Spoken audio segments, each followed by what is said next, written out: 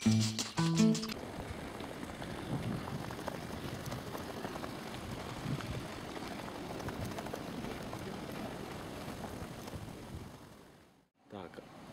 Ahoj Tomáši.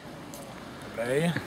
A já bych se chtěl zeptat, jak máme rozumět tomu, že Strana zelených prosazuje trvalý monitoring největších znečišťovatelů ve městě?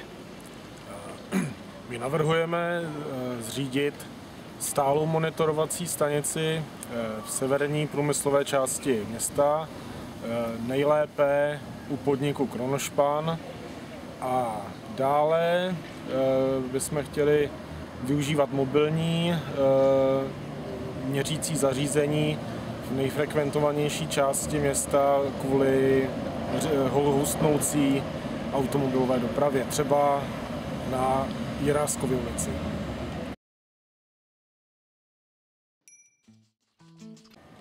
A co je důvodem? Obyvatelé města Jihlavy dýchají relativně čistý vzduch.